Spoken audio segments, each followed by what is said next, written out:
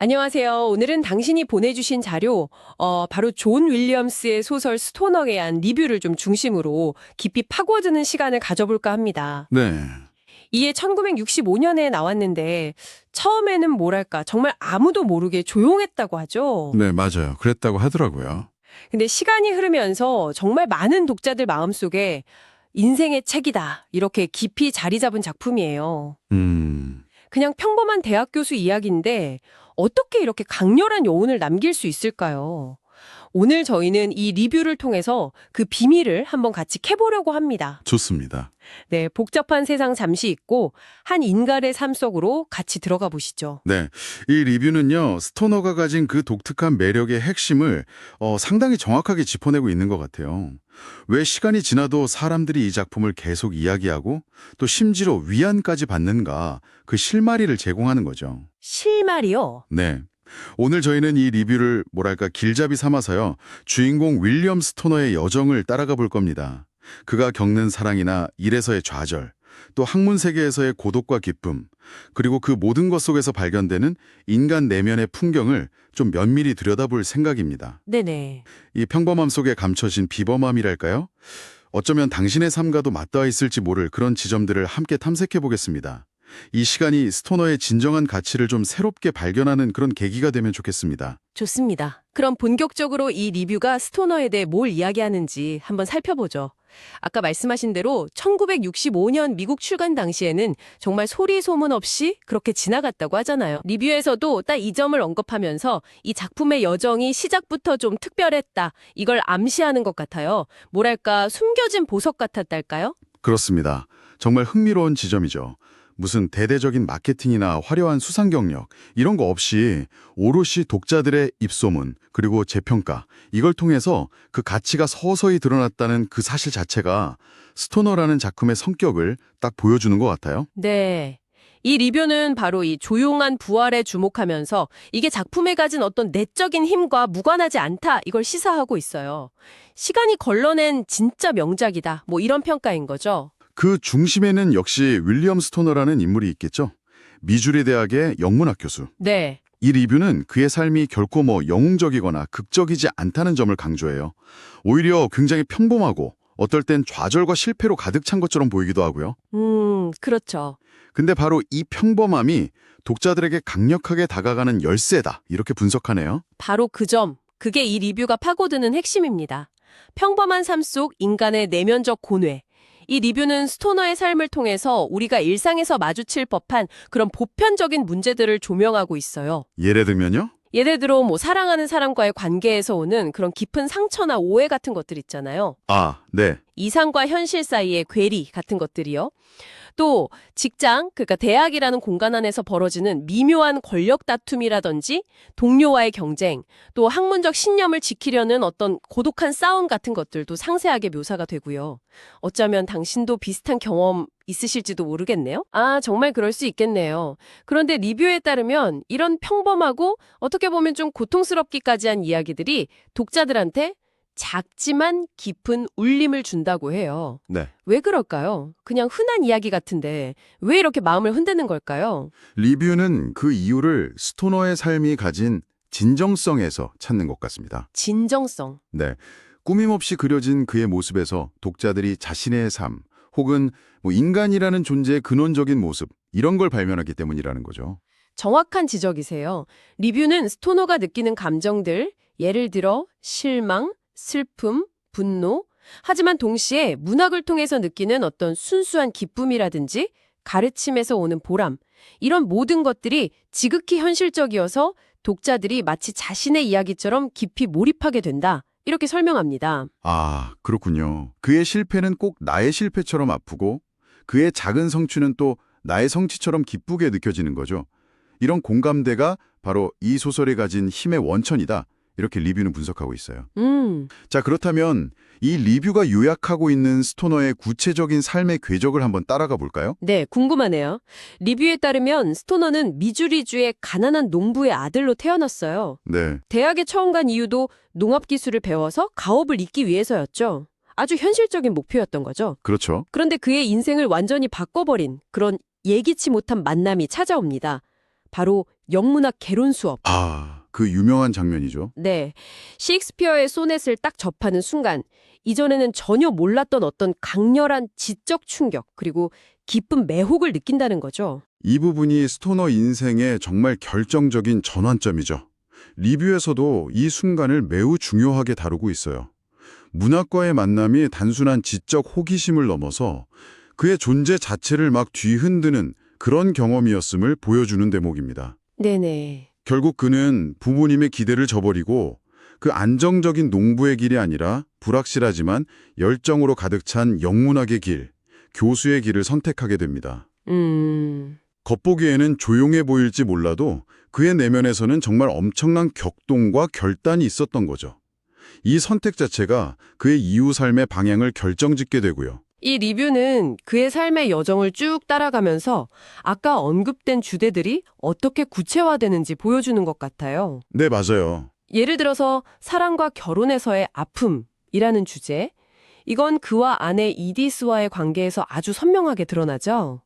리뷰에 따르면 그들의 결혼 생활은 시작부터 좀 삐걱거리고 네, 좀 그렇죠. 서로에 대한 깊은 오해, 소통의 부재 이런 것 때문에 돌이킬 수 없는 상처를 남기게 된다고 해요. 스토너는 가정 안에서 깊은 고독과 상실감을 경험하게 되고요. 그렇습니다. 리뷰는 이 부분을 단순히 불행한 결혼 이야기 이렇게 치부하지 않아요. 오히려 인간관계의 복잡성 그리고 사랑이라는 감정의 어떤 취약성 이런 걸 보여주는 중요한 지점으로 분석합니다. 그렇군요. 동시에 직장과 학문 세계에서의 갈등, 이건 역시 그의 교수 생활 내내 끊임없이 이어지죠. 리뷰는 특히 동료 교수인 로맥스와의 오랜 갈등, 그리고 또 다른 동료 워크와의 대립을 예로 들어요. 아, 그 로맥스. 네. 그러면서 학문적 신념을 지키려는 스토너의 고집, 그리고 그 때문에 겪게 되는 불이익, 심지어는 음모까지 상세하게 묘사하고 있다, 이렇게 지적합니다. 대학이라는 상아탑 역시 결코 순수하지만은 않은 그런 인간적인 욕망과 갈등이 들끓는 공간임을 보여주는 거죠. 듣고 보니 스토너의 삶이 정말 순탄치 않았네요. 가정에서도 그렇고 직장에서도 계속 부딪히고 상처받는 모습이고요. 네. 그런데 이 리뷰는 그의 삶이 단지 고통과 좌절의 연속만은 아니었다. 이렇게 강조합니다.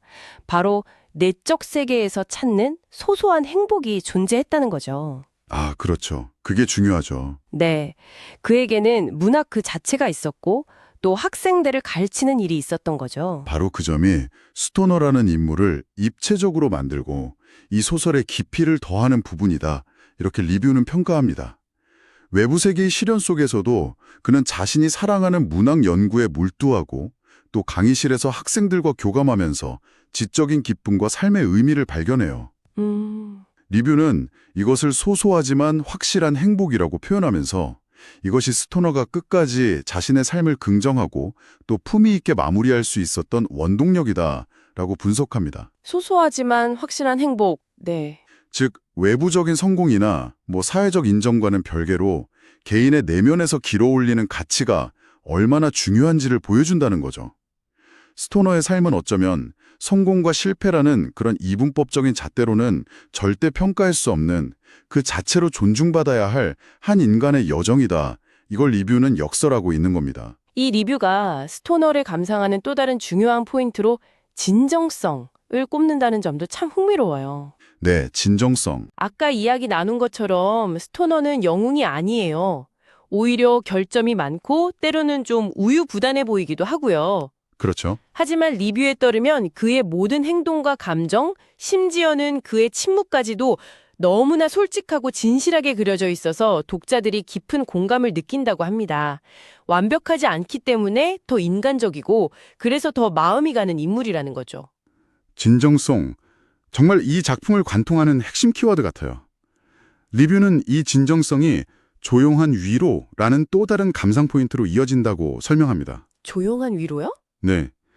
요즘처럼 모두가 막 성공을 향해 달려가고 끊임없이 자신을 증명해야 하는 그런 사회 분위기 속에서 스토너처럼 묵묵히 자신의 자리에서 자신이 사랑하는 일을 하면서 삶의 의미를 찾아가는 모습이 오히려 큰 위안과 성찰의 기회를 준다는 겁니다. 아, 꼭 세상의 기준에 맞춰 살지 않아도 자신만의 방식으로 충만하게 살아갈 수 있다는 가능성을 보여주는 거죠. 맞아요. 저도 그 부분에서 정말 깊이 공감했어요.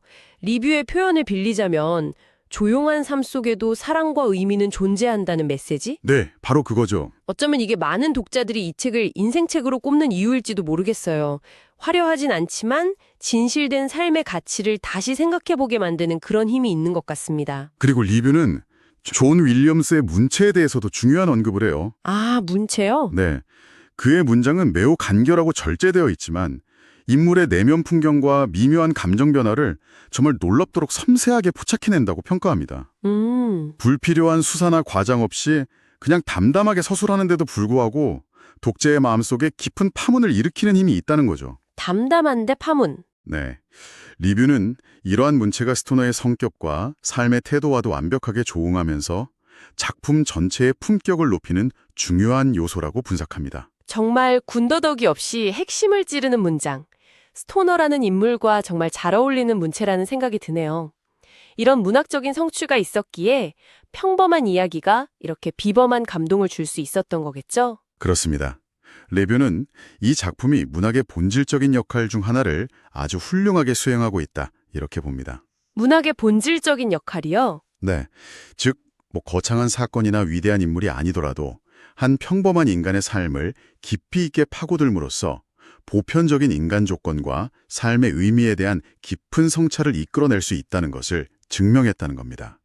스토너의 이야기는 우리 각자의 삶 역시 그 자체로 충분히 문학적이고 의미 있을 수 있다는 사실을 깨닫게 해주는 거죠. 자, 그럼 이 리뷰는 최종적으로 어떤 사람들에게 스토너를 읽어보라고 권하고 있을까요?